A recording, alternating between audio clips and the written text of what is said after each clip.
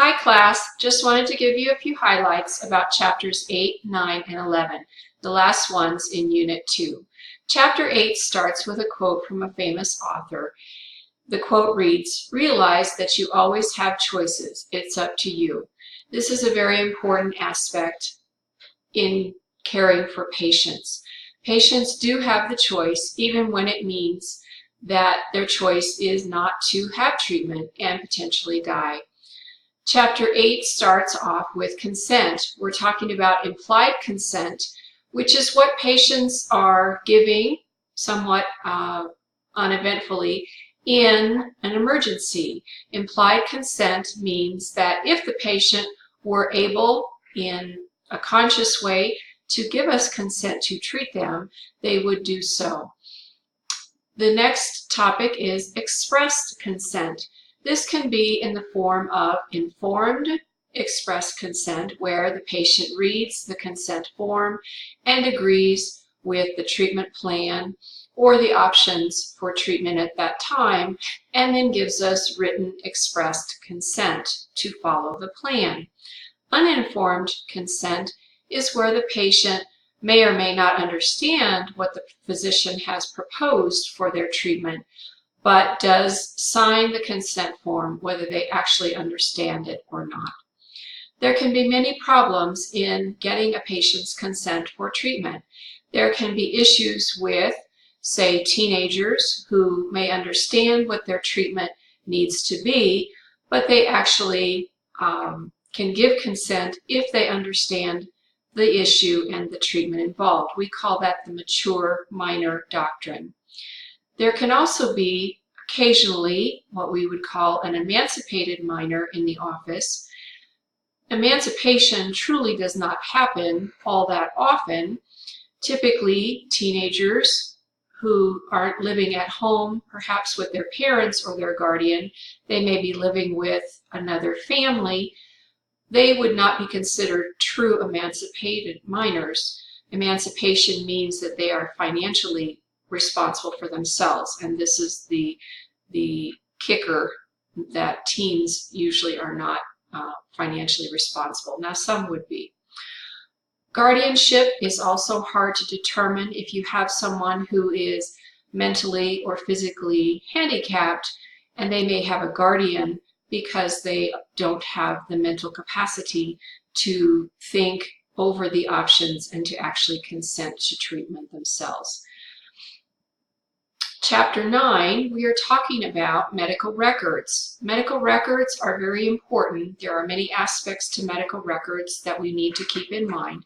Medical records are a legal document because they document what we have done for the patient in the care of that patient.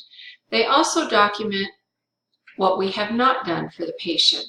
So the thing to remember about medical records and documentation is, if it's not been documented, it hasn't been done. If you have not documented something in the care of your patient, you cannot prove that you actually did it. So it is so important to always document your care of the patient as soon as you do so. Don't leave it for the end of the day because you're likely to have forgotten a step in the process. Most documentation in the medical office follows what we call the SOAP format. So the S in SOAP stands for subjective. Subjective information is that the patient tells us about when we interview them and get them ready for their visit with the doctor. The O in SOAP stands for objective. Objective information is that we gather by seeing or hearing or measuring in some fashion. So you take the vital signs of the patient and you document the results. It's something you can measure that makes it objective. The A in SOAP stands for assessment, or what would be the diagnosis for the patient. So assessment is the A. And then P in SOAP stands for plan. So this would be the plan of treatment that the provider comes up with after reading the subjective information that the patient has told us, examining the patient, which would be the objective information, and then comes up with the plan after arriving at an assessment or a diagnosis. Read carefully the text on errors in medical records. There are particular ways you must correct an error if you make an error in charting the patient records. There is also text to read about emailing and faxing records, which we typically discourage because there is always a chance that they might end up being emailed or faxed to the wrong office, who is not entitled to having that information. In this particular chapter, we also have what we call the release of information competency to do, and you will find this in the content for Unit 2, and it will be called the release of information competency. There are 3 parts to the competency. Part 1 is where you read 2 different patient scenarios. You have several blank forms, and you need to fill out the forms according to the information given in the scenario. Part 2 is completed forms on 2 patients, where you have to evaluate the forms for their completeness and answer the questions about those scenarios. Part 1 also has several questions about the scenarios. The answers to the Part 1 and Part 2 questions you will type up on a Word document, and it will also be submitted through the Dropbox with the other forms. There is a 3rd part to the competency, and it is answering 5 multiple choice questions to the best of your ability without reading any additional information into the scenario given. You are to select the best answer of the ones available.